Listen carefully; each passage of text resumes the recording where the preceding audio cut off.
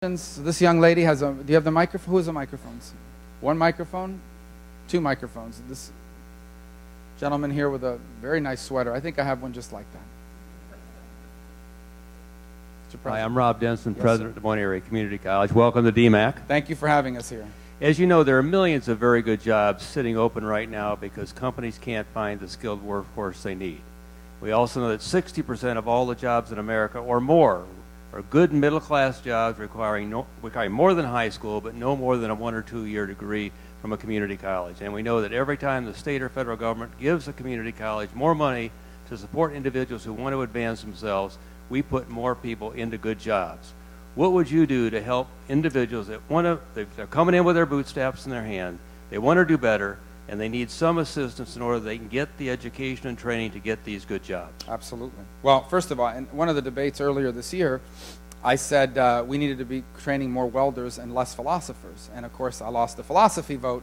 And a lot of people, mocked it. Well, it's the truth. You can major in anything you want. Maybe you want to be a teacher in philosophy, or you want to go on to law school or do something else. I'm not mocking your choices. I am saying that we have a shortage of people that can do this work, and this is good work. Why did we start telling young Americans that trade school and career training was for the kids that weren't smart enough to go to college? That's not true. That's a lie. Trade school are for kids that want to make 50 grand a year at 18, 19, 20, 21 years of age. Fixing airplanes, fixing cars, working as welders, pipe fitters, plumbers, machinists. We need to train more people to do this. So number one, I'll be a president that says that over and over again, that uses the power of the presidency to speak about these issues, to celebrate these jobs, and to highlight not just how good these jobs are, but how many more people we need to do them. Number two, I want to make it easier for people to get these skills. And by the way, I wouldn't even wait till they're 18. Let's say they're 16 and have decided that they don't like Shakespeare that much, but they love fixing cars, or they love working with their hands. I want to make it easier for them to go to high school in the morning and then come here in the afternoon. So when they graduate at 18 or 19 or whenever they graduate, they don't just get a diploma from their high school. They're certified and ready to work. I want to open up Pell Grant for younger students who are still in high school so they can use the Pell Grant to come here and dual enroll and graduate ready to work. We need more of these jobs. We need to train people to do this work, and we will when I am president. This is good work. We need more people trained to do it. Our economy needs it, and our Americans need those jobs. And we thank you for what you do at the community college systems, not just here, but across the country, because it has been the pathway to the American dream for millions and millions of people in the past, and we're going to make it easier for them to do it in the future.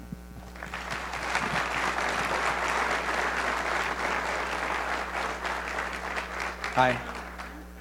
Now, and I'll be able to vote in the next election because I'll be 18. Excellent. So besides college, what makes you the best candidate for someone like me in my age to vote for you?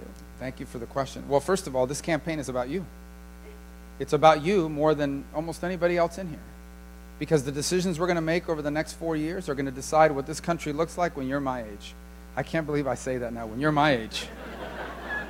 Because I am 44. I feel 45, but I'm 44. Almost 45 now. This election's about you. About what kind of country this is going to look like in 20 years, in 25 years. What this country will look like in the future depends on what we do right now. Number one, if we don't fix our debt way before you're my age, this country's going to have a debt crisis. And it's going to be chaotic, to say the least. Because an American debt crisis is a lot more impactful than a Greek debt crisis. We're the largest economy in the world and the most important economy in the world. We have a debt crisis, the whole world is going to feel it. The chaos will be unreal. What this generation of American leadership is doing to you is immoral. It's immoral. These people in Washington, they know what they're leaving you with. They're going to leave you with $28 trillion in debt. And their attitude is, let tomorrow worry about tomorrow. Americans have never done that to their kids. They're about to do it to your generation. My oldest is only 15, so she's just a couple of years behind you. This is outrageous. That's why we need to deal with the causes of our debt. What's the cause of our debt? The way Social Security and Medicare is structured for you and me. My mom is on Social Security now. She's 85. Oh, I said her age. She gets mad when I say her age. But don't tell her. I don't want anything to change for her. I'm against anything that's bad for my mother. Here's the good news. We don't have to change anything for her. We don't have to disrupt Medicare or Medicaid for Medicare or Social Security for anyone who's on it now or anyone who's about to retire. But our next president better be honest with you, and that is that your Social Security and mine is going to be a little different than our parents'. For example, right now I'm supposed to retire at 67. I may have to retire at 68 now in order to save Social Security and Medicare. If I've made a lot of money, if you've made a lot of money, our Social Security checks aren't going to grow as fast as someone who made less money. And our Medicare benefits could very well be the option of taking our Medicare and using it to buy a private plan that we like better. We have a version of that now called Medicare Advantage. I just don't think those are unreasonable things to ask of me and of you in order to avoid a debt crisis, save these important programs for you and me, and not have to disrupt them for the people that are on it now. So this is an important issue that you're going to face. Here's the other. What kind of world are you going to live in? Because right now, the way it's headed, you're going to live in a world where a lunatic in North Korea is going to have long-range missiles that he can hold us hostage over. He can basically say, I'm going to get upset tomorrow morning. I'm going to send one of these rockets at California. We've never faced these sorts of threats before. That's the kind of world we're going to inherit. The kind of world you're going to inherit could have radical jihadists spreading throughout the Middle East and continuously threatening America and the world. We need to defeat these people before they continue to grow and become more powerful. The world that you're about to inherit is a world where a radical, apocalyptic Shia cleric, the Ayatollah of Iran, will also have nuclear warheads and will also have long-range missiles capable of hitting this very place. That's not the kind of world that you can inherit. The kind of world that we're going to inherit is a chaotic one if we do not lead in the world. That doesn't mean we have to solve all the problems. We're not going to be invading every country or fighting every war. But if America doesn't lead, it's chaos that follows. And chaos leads to violence. It is an enemy of peace, and it requires American leadership. What kind of economy are we going to have? I want you to grow up and inherit an economy where you can make any choice you want. An economy where if you decide that you want to own your own business, will be able to start one out of the spare bedroom of your home. Not an economy where you have to work for someone your entire life, not because you want to, but because you have to. I want us to be an upwardly mobile economy, not like the ones around the world where the same people control it in every generation. I don't want you to have to graduate school with $150,000 in student loan debt, because I had over $100-something thousand in student loan debt, and it can be economically crippling. It ruins your credit if you can't pay it. Now you can't buy a house.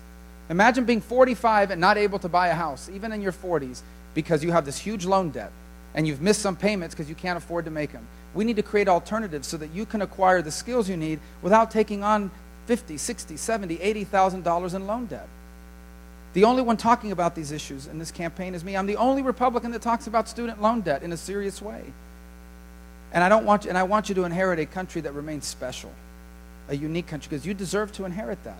That's what was left for your parents and your grandparents. That's what they left for me too. Why should you be part of the first generation of Americans that inherits a country that's diminished? And I just feel very passionately about that. I think that this is one of the central issues of this campaign. That's why I say it's a generational choice. But all these issues I've talked about here today, the truth of the matter is, many of the people making the decisions in Washington, by the time the full weight of what's happening now is felt, they may not be around, certainly may not be around in politics, but you will. And hopefully you'll be running your own business or starting in your own profession and raising a family. And what kind of country you will do all of that in is what we're deciding in this election now. So everything we're deciding here is more about you and your generation than anyone else. And here's my last point. There was recently a poll of people just like you, millennials. And they asked them, do you think the American dream is alive or dead? And over 50% of them said, I think the American dream is dead. If we are a country where they think the American dream is dead, we stop being special. We can't let the American dream die. You deserve to have a shot at the American dream, whatever your American dream is. I don't know what future you've decided for yourself. Maybe you haven't made up your mind. At 17, I thought I was going to play in the NFL. And let me tell you something. I would have, had it not been for my lack of size, speed, and talent. Whatever you've chosen you want to do in your life, I want you to have as good a chance of doing that as anybody else. But that depends on the decisions we make right now. And in the end, I'm the only candidate that's running on that platform, on the idea that yesterday is over. This election has to be about the future. And when I say this election is about the future, that means this election's about you and young Americans just like you. And I promise you this, if I am elected president, I will keep this country safe, and I will work every day to ensure that the country that you inherit is every bit as good, if not better, than the country that I did. Thank you for your question. Yes, sir. You have a Rubio button. That's a good sign. Probably going to be a friendly question then, I guess. Oh, good. You said earlier that the Navy that we have today is going to be the smallest we've had in 100 years. Correct.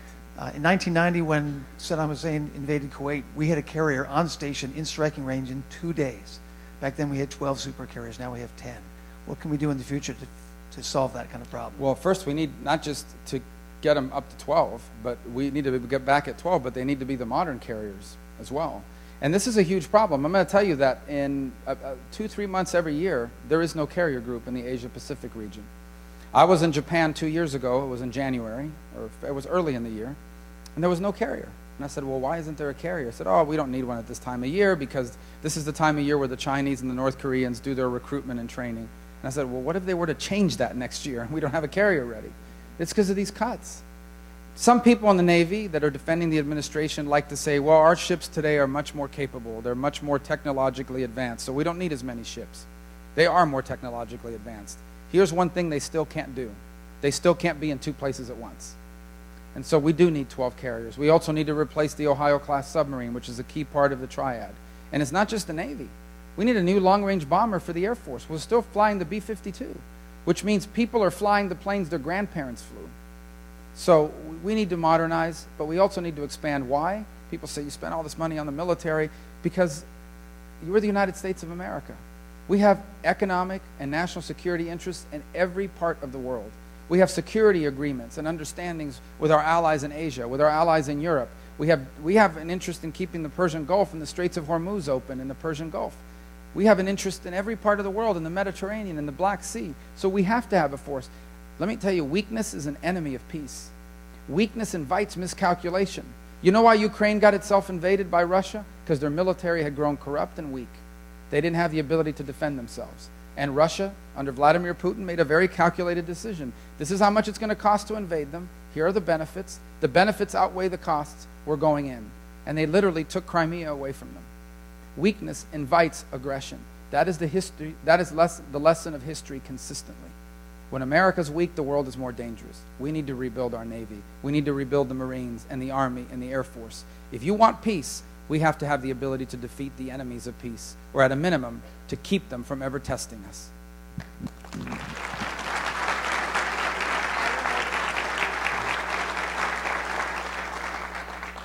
Could you give me some information on your thoughts on climate change? Well, the climate has always been changing. There's never been a time when the climate is the same as it once was. It always changes. The question is, as a policymaker, what can we do about it? So let me tell you what I am presented with as a policymaker. They come to me and say, we want you to pass this law. And I say, why? And they say, because if we pass this law, it deals with climate change. I said, it does? They said, yes, it does. I go, okay. If I pass this law that you want, and they've got all kinds of different laws they want us to do, how many feet of sea rise will it prevent? It won't prevent any, at least not in the next, 100 years. Okay.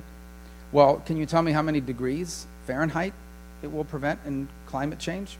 Well, it won't prevent any. I said, then why are we doing it? Because we set a good example, and hopefully other countries will eventually follow suit, and 150 years from now we'll notice the difference. Again, these are some of the same people that have gotten a lot of other things wrong in terms of their long-term projections. I say, all right, excuse me, let me answer the question. Then I turn to the economists, and I say to the economists, how much will this cost our economy? And they say, oh, it'll destroy a lot of jobs. It will? Yes, it'll make America a more expensive place to do business. When we already have people struggling to find good paying jobs, this will make it even harder. And so here's the choice I have. Support a law that will do nothing to change the climate, but will hurt our economy deeply. I think that's a bad choice. I'm not doing anything that hurts the economy. I think the American innovator is making great advances. The American innovators already made us cleaner. They're making us cleaner every year. The American innovator has made wind fuel more cost efficient than ever before. I want us to lead the world in biofuels and renewables, in energy efficiency. Let's lead the world in all of that. But I'm going to be frank. When I'm president of the United States, we are going to fully utilize the oil and the natural gas that God has blessed this country with.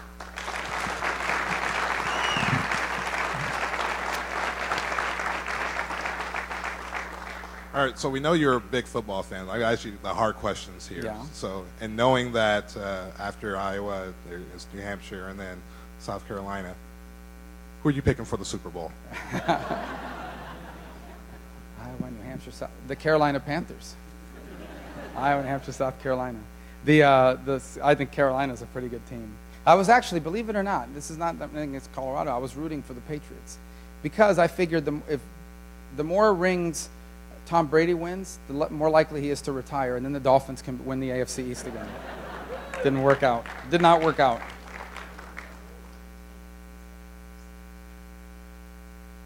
Hi. Hi, Good to see you.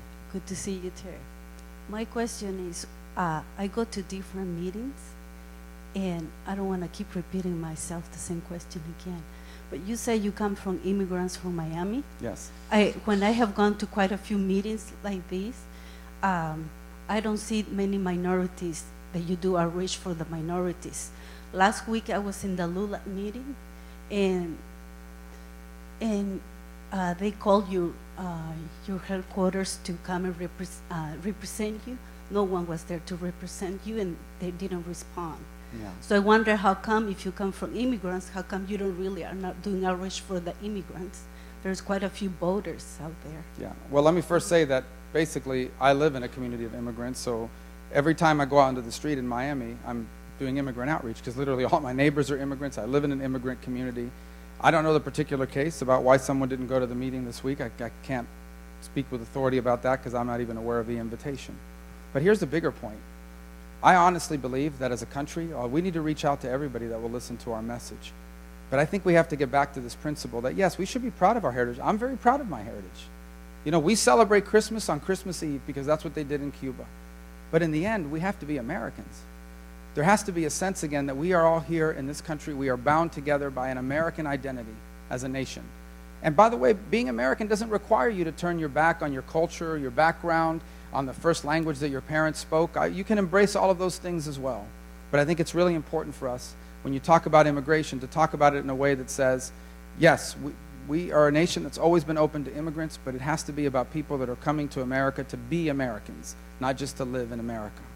On the issue that you raised, I will do outreach. I don't know about that one particular case, and I certainly invite as many people as they can to come. I'm not sure everybody here what your ethnic background is. We don't ask at the door. But I can tell you this, what I know for a fact, being born, raised, and living even today in an immigrant community, is the number one issue in the immigrant community is the following. The obsessive focus of immigrants to do whatever it takes to leave their kids better off than themselves. That is by far what people want to achieve in this country when they come. They want to ensure that their kids have the chance to do all the things they never had a chance to do. And here's where big government liberals lie. They tell people that the way you're going to be able to do that is if you give us more power to do more government programs and more taxes and more regulations. That's a lie. If that were true, then why do people leave countries that have that to try to come here? The only way forward is to embrace free enterprise. And I look forward to making that case. I look forward to making that case to all Americans, including Americans of immigrant backgrounds, because I know this: free enterprise is the only economic model in the history of the world where you can make poor people richer without having to make rich people poor. It is the only economic model in the history of the world where someone who comes here with nothing through hard work and perseverance can not just achieve a better life for themselves, but can leave their kids better off than themselves. And I will make that argument in every community that will have me, and every place that will invite me. I will make that when I am your nominee, and we will make more people conservatives because we will convince them that conservatism is better for them and better for America than what Hillary Clinton or Bernie Sanders are offering this country.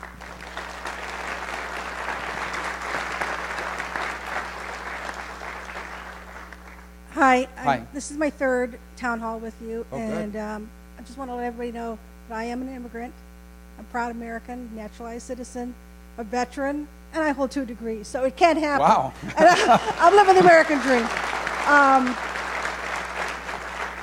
But you didn't invent the internet like Al Gore, No, so I no, mean, no. that... But I want to just thank you and give you 6 words, and I'm thinking that if I get to speak at my caucus on your behalf, I would kind of wrap 6 words, and it's my 6 words: born poor, working hard, never satisfied. So that's your story. And working hard, and I went to your Wikipedia page today to see where you went to college, so you can tell us, because you played football that first year. Yes. Or did you? So you can tell us what position, because I didn't say that. And never satisfied, so thank you for running for president. It's probably a thankless job at the end of the day. So thank you for running for president. Good luck on Thursday, and you've got my vote on Monday. Thank you. Thank you very much. And I want to say something. You are an American by choice. Some of the proudest Americans I know are Americans that are Americans by choice. And you know why? Because they know what life is like outside of America. My parents understood what life was like outside of America. And that's why they were so proud of this country and instilled that in us. You ask what position I played. I was a receiver. Well, they made me play defensive back because I guess that's what they do with receivers that can't catch well. But I went. I went to Tarkio College, Missouri, which is a small town in northwest Missouri, just over the border from Iowa. We used to come into Iowa all the time to go to McDonald's, and it was the only school in America that would let me play football for them. Unfortunately, the school closed, and so that's why I left there early, one of the reasons why I left there early. But we had a great time. It was the first time I ever saw snow. I'll never forget it. I was there one night, not like this. They were saying, it's going to snow a lot tomorrow. It's going to be 18 degrees. They said, do you have any cold weather clothes? I said, yeah. And I had a windbreaker and sweatpants. And the next morning was a very unpleasant day for me. But it was a great experience, and I learned so much about this part of the country. But anyways, I appreciate your story. I really do. I think in so many ways that's the essence of what we're trying to hold on to as a nation. Second to the last question. My oldest boy is in the Army, and my youngest one is a Marine F-18 pilot. Thank you for their service. Yeah, appreciate it. And they have been complaining quite a bit lately about the lack of equipment. The Army, my oldest boy says, wouldn't be able to fight a war at all. And the Marine pilot says they scabbed so many parts off the F-18 in Beaufort, South Carolina, where he was, that the one was it couldn't fly at all the parts are gone. So my question is, after a long run there, how do you plan on paying for that? And I haven't heard a tax plan. Do you have a tax plan? Yep, and it's we've outlined it on our website, and we'll be happy to talk about that as well. First of all, national security is the first thing we should pay for. It's the reason why we have a federal government. So this idea that somehow, how can we pay for the military, we have to do all these other things in the federal government is absurd. First you pay for national security, and then with the money that's left over is how you pay for the other things. And I think that includes, for example, I believe in the safety net. I do. I don't think free enterprise works without a safety net, because people aren't going to take risk if they believe that failure means starvation and being destitute.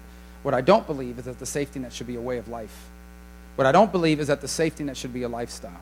And that's why I've proposed taking all of our welfare and safety net programs, putting them in a flex fund, turning them over to states and local communities to administer. They'll do a better job of curing poverty. But everyone that's on those programs will be required to either go back to school so they can get a degree and find a job, or work so they can acquire the experience they need for a better paying job. Unless you're permanently disabled, there is no reason why you should be able to spend your entire life living off government assistance. And that we spend a lot of money on that.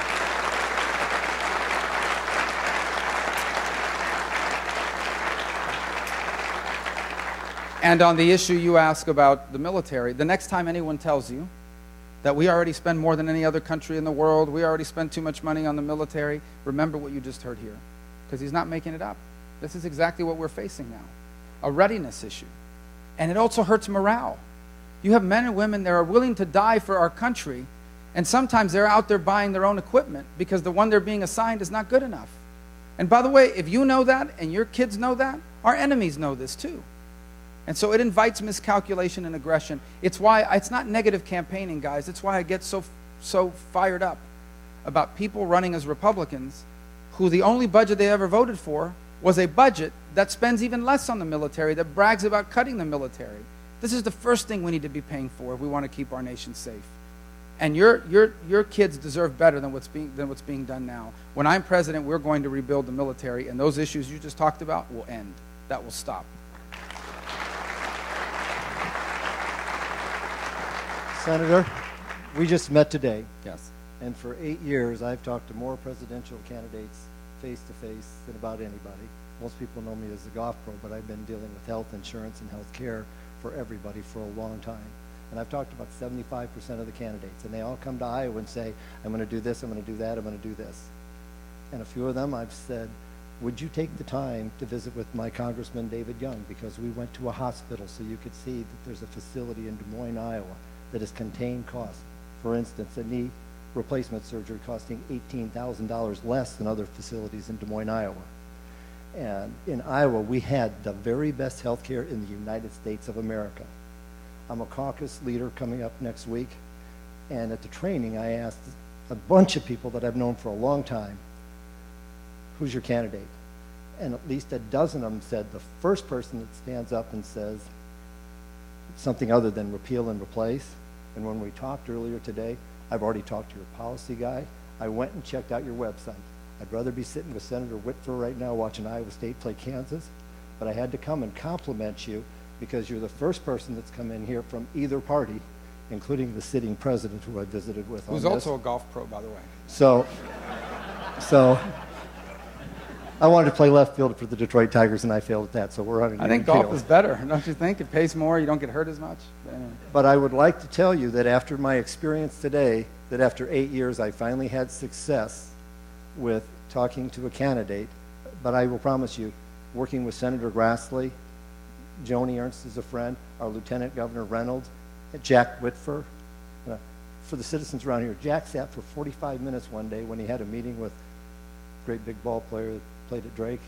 He knew we were waiting for him. One-on-one with a family that had a child in crisis.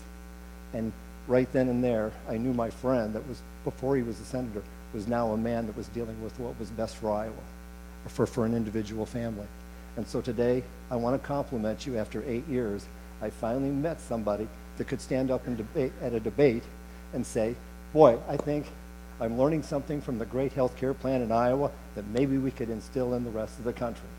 So if I had a question in here, you answered them all today. So you know what we talked about earlier, and I just have to say thank you, but it would be really nice if you could stand up and tell the world, because you're the only candidate on our side that has something other than repeal and replace and giving out HSAs.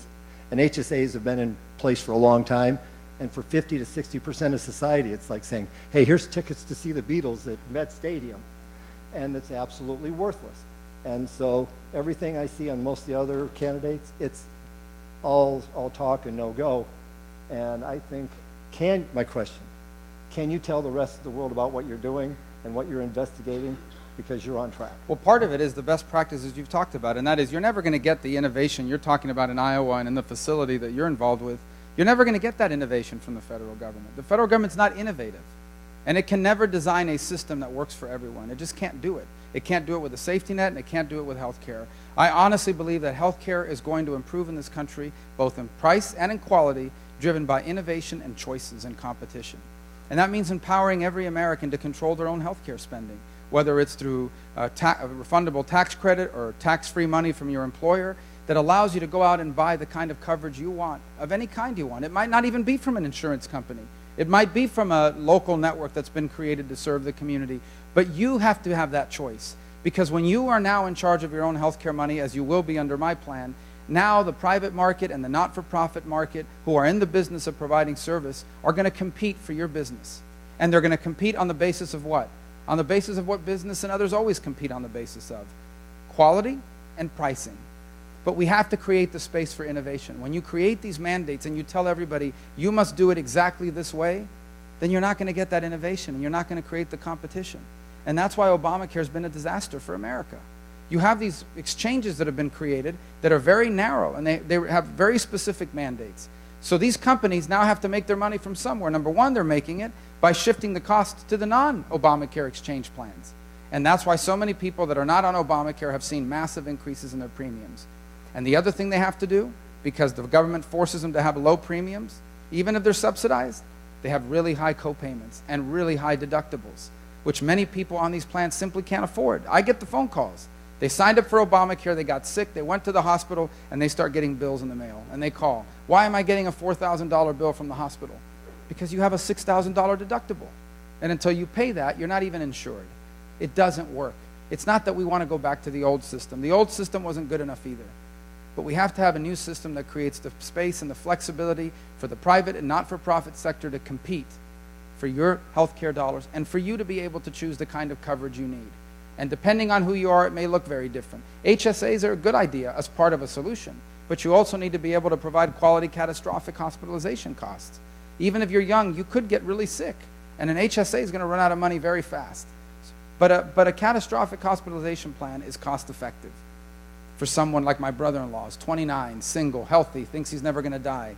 For someone else who has 4 children, a family of 6, you need more comprehensive coverage. And I should be able to acquire that coverage, or should I say that health care, from a variety of places, from any insurance company in America across state lines, from a local network that's been put in place by a local community, a state, or a not-for-profit. The point is, you're going to be in charge now, not some government bureaucrat that's deciding the kind of health insurance you can buy and who you can buy it from. And I congratulate you on the work and the progress that's been made here on that issue here in Iowa. But I want to just close by thanking you all for being here. I know it's a snowy night. I know the roads are less than ideal, and I know some of you are very interested in this basketball game. I got to tell you, I went the other day, I think it was Saturday, and there were these students all camped out in their tents.